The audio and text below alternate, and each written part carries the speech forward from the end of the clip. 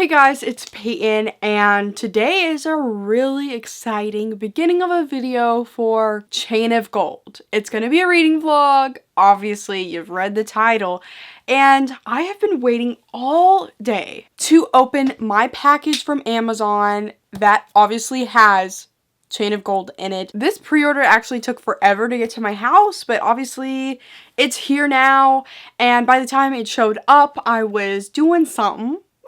So I haven't been able to open it because I wanted to open it live for all of us to see. Without further ado, I'm just gonna open up this box. I've been waiting way too long. It's like 11 o'clock at night, so I definitely have waited the whole day, and I hope to read a little bit of it before I go to bed tonight. I'm sad I didn't read it today. I would have if it came earlier, but Amazon wanted to take like the whole day. But honestly, I've been waiting for this book since middle school after I finished the Infernal Devices trilogy, and this is just a surreal moment. I can't even believe I got this book. Oh my god! Oh my god, it's so beautiful. Oh my gosh, it's so pretty. Does it have Bible pages? Okay, they're kind of thin, but it's not too bad. It's not like freaking Empire Storm's bad. Oh my god, I saw this on Twitter. If you open it up, there's artwork of all of our babies together. Oh my god, I could not tell you who all these people are because there's just so many characters and I'm not positive which ones are who. So for Clary, the real one, who's the real one? Like, what? Days past 1897. It starts off with Lucy Herondale. Oh my god, I'm so excited. I cannot explain. It doesn't even feel real. I reread the whole Infernal Devices trilogy in January, and then I read Ghost of the Shadow Market so I could be prepared. Oh my god, a bonus story featuring Will and Tessa. I'm pretty sure this is Will and Tessa's wedding. I'ma cry about that, I'm sure. And the book is 582 pages, apparently. Oh my god, I cannot wait to dive into this. There's not really much for me to say other than that be wary of spoilers for pretty much a lot of Cassandra Clare's books. Definitely Infernal Devices. I might say some shit that might be a little spoilery, but I think I'm gonna try to make this spoiler free. I'm just going to talk about my feelings throughout this vlog of reading this book, and I just need to start reading it. There's nothing else I can say other than that. This book is gorgeous, and I cannot wait to dive in. This is going to be fantastic. I just feel it. There's no way this book is not going to be good. Cassandra Clare knows what she's doing. And this cover is so pretty. So I'll be back whenever I read.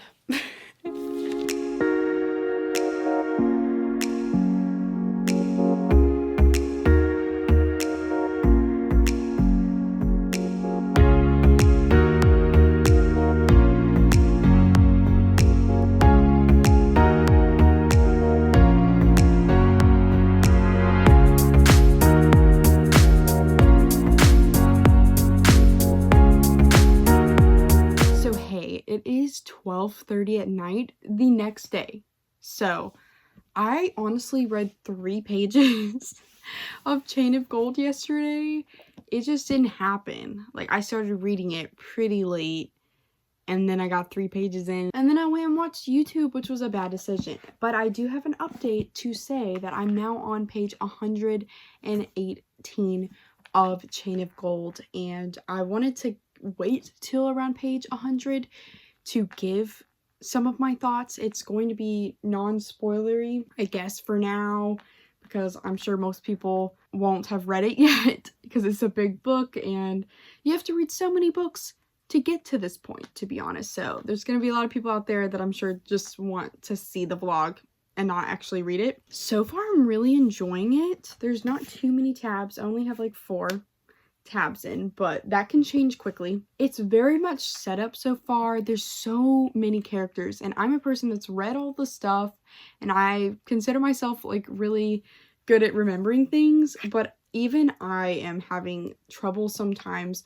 remembering who these people's parents are, because it's really following a bunch of the kids from the people from the Infernal Devices, and it can be rough. to remember sometimes. There is so many kids, because the couples from the Infernal Devices, like Will and Tessa, Sophia Gideon, Cecily and Gabriel, and Charlotte and Henry, they each had like 2 kids at least, sometimes 3, and it is so hard. And sometimes they have the same last name, like Lightwood, Gideon and Gabriel Lightwood both have kids named Lightwood.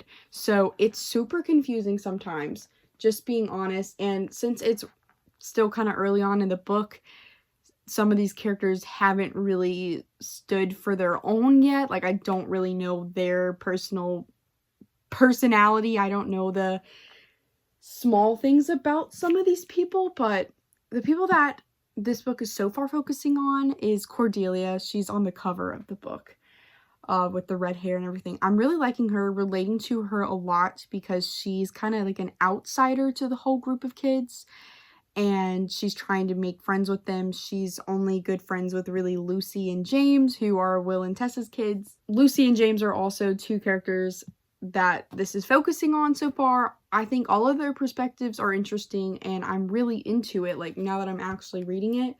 And I must say that 118 pages in, we just got to a big sort of plot point that I think is going to change things throughout the book. It's definitely taking a while to get to stuff. I feel like that's just how Cassandra Clare is.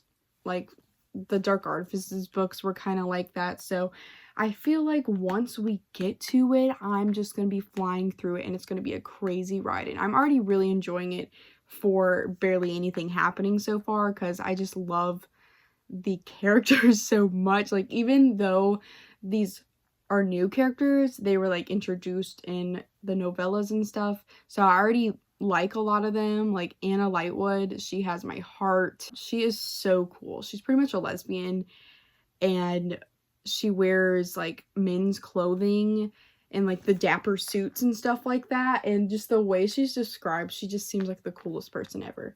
And I also saw on Twitter today that people were calling out Cassandra Clare for having so many queer characters in the 1800s, and I just think that's so stupid, because they've always existed.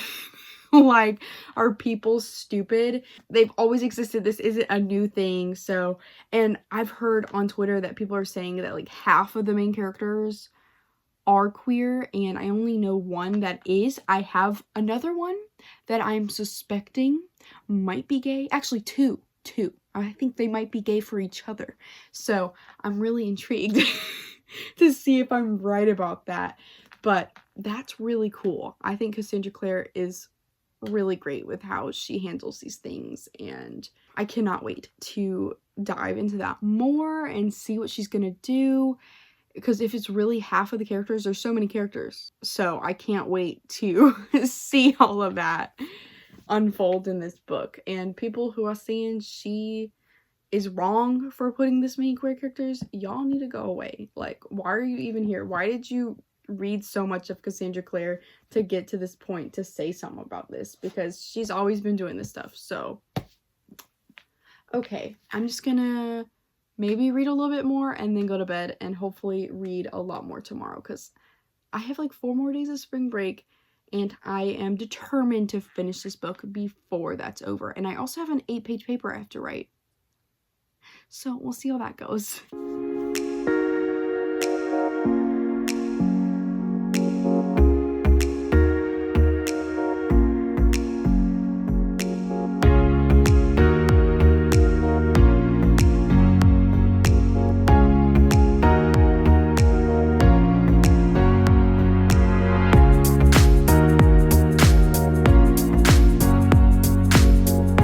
Guys, back with another update. I actually just got finished filming my live show discussion with 3 lovely booktubers, Avery, Emma, and Lily, and I can put a link down to that down below, where going to be reading one of the Hunger Games books every single month and then doing a live show discussion. So that was super fun, and a lot of people were commenting and everything, so that was really fun to do and to see that people were also excited about it. Currently, I'm on page 342. I haven't updated in quite some time, and lots have happened. The coronavirus has taken over, unfortunately. I hope that this passes and that people are okay. Like, it's really terrible, and my college pretty much canceled and put everything to be on online classes, and next week I've completely off. So I pretty much have another spring break, and if I don't finish this book in that time, then I'm a loser. Like, oh my gosh, I was supposed to finish this during my actual spring break, and that didn't happen. So now we're at another chance, and I didn't really want to update until I had something to say. A lot of this book has been just lots of setup with character relationships and everything, and it seems like the main villain part of this book really has to do with demons, which, yes, Shadowhunters are demon fighting people, and it should be about that, but normally every single Shadowhunter book has been around one evil Shadowhunter or one evil person doing something, and I think there is an evil person behind stuff, but primarily what we got right now is these crazy evolved demons that are poisonous and everything, and it's just a big danger right now, and our characters are trying to figure it out. I really love the characters so much, and I thought this was funny. I thought going into this book I would be so in love with James Herondale, but right now I am really in love with Matthew Fairchild, which is his parabatai. And not that I don't like James, I'm just, the opposite effect is happening. Like, my book boyfriend currently is Matthew Fairchild, so we'll see if it changes. A lot of people seem to be excited about this one character named Jesse. I keep seeing tweets about how much people love him, and I don't know him that well yet, so I'm guessing it's later in the book that we get a connection with him, so I'm excited to see if he's gonna be another book boyfriend as well. I love Cordelia and Lucy. I love their pure friendship, that they have. I love that Lucy is Persian, or half Persian, her and her brother are. I'm really shipping these two boys in this, and I don't really want to name their names just because it developed, we're halfway through the book, and it's taken a while for me to realize that I ship them, so I just want to leave that up to you too. I ship them so hard right now, and I cannot wait to continue this. It was not a lie that a lot of these characters are queer. Like Anna Lightwood is a queen. We already knew that she is a lesbian because of the Ghost of the Shadow Market novella, which, if you haven't read it, you should definitely go read it. I don't think it's a spoiler that she is gay because it's pretty much out there from the second you meet her. It's just how she is, and nobody has a problem with it. Like, I love that so much, that she is just who she is, and none of her family members or anything really care, and I just love that, especially since this is such an early time period and they were okay with it. These families are just so good. Also, there's this one character I hate so much. Her name is Grace, and just slowly, I didn't really like her from the start, but now she's giving me reasons not to like her.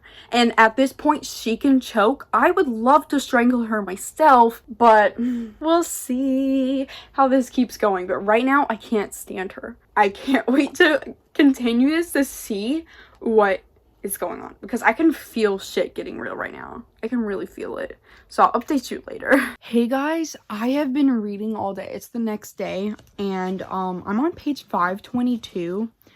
Like, very little left to read, and I'm freaking out right now. And I can't even spoil you guys because this is supposed to be spoiler free. I'm eating goldfish, but freaking out because this one character is just, oh my gosh, I want to murder them. I'm not gonna even tell you the pronouns so you can't figure out who it is, but I want to punch them in the face so bad right now. I am so upset, and so much has happened that I've been reading today. The last 200 pages of this book is just, I cannot stop reading it. Like, I am glued to it. Things are actually going down. Oh my god, dear Lord, I love Matthew Fairchild so much, and I just have hope that he can fix what is going on right now. Like, I feel like he has some clues to go and fix this problem. And I can't even tell you what the problem is, but oh my god, I am distraught, and I gotta just keep reading and see how this goes. I have 60 more pages left, and if this problem is not solved by the end of the book, I am going to be upset, really upset. So I think I just have to go and read it, but I am spazzing right now. Like, I need to know if things are gonna be okay. Like, I need to know. This book is literally making me so emo today. Like, oh my god, Matthew, Cordelia are my favorite. And oh my god. Okay, we're just gonna see. Hey guys, it's Peyton, and I have officially finished Chain of Gold by Cassandra Clare. And my last update, I talked about how there was something I was hoping that would get resolved by the end of the book, and it did not get resolved, and I am more frustrated than ever. It's a good frustration. Like, Cassandra Clare knows what she's doing. She's really trying to get you wrapped up and wanting to read the next book, but I'm in pain. My babies are compromised. I can't stand what freaking happened to them at the end. This sounds like I'm trashing the book. No, I really love this book. 5 out of 5 stars. I think it was fabulous. Well done. I love the characters so much, and that's why what Cassandra Clare did was so painful, because she is hurting some of my favorite characters. My favorites are definitely Matthew, Cordelia, Thomas. I really like Thomas. Alistair, who's a very complicated choice because he was like the childhood bully of a bunch of our main characters, but he's so complicated and you learn more about him, and he's Cordelia's brother, and I think I have a soft spot, and I'm just gonna say it. I ship Alistair and Thomas. I ship that. I also love Anna Lightwood. She's fabulous. She just wasn't in the book as much as I thought she would, though. The Merry Thieves is the group of boys that we have in here, and she wasn't really along with them even when Lucy and Cordelia was there. Anna was always just in the background, so I wish she was in the book more than she was. Hopefully in the later books in this trilogy she appears more, because I just think she's so cool and I would love more storylines with her. Magnus Bane showed up in this book, and obviously I think most people watching this know who he is, because I don't know why you'd be watching this if you haven't read any of the Cassandra Clare books. And I hate that I can't spoil this shit, but dude, let's just say the villain in this trilogy is probably the most powerful villain that we've had in any of Cassandra Clare's books, in my opinion. The dude is at least up there, you know. Like, I'm not gonna specifically talk about it because it took a long time for the villain to unfold, but definitely the villain is pretty powerful, and I'm scared because it ended off scary. I also hate Tatiana Blackthorne. We knew her from the Infernal Devices briefly, but whoa, now we see her as a creepy old lady, and I don't like her. I still hate Grace Blackthorne so much, and we'll see if the later books try to redeem her, but currently I hate her guts and would love to see her die. I mean, she's not real, so I can say shit like that. It's okay. Also, Matthew is just my baby. Like, he's probably the man-ho of the book for me. I thought going in it would be James, but no. Matthew has stolen my heart. He is flawed and everything, and I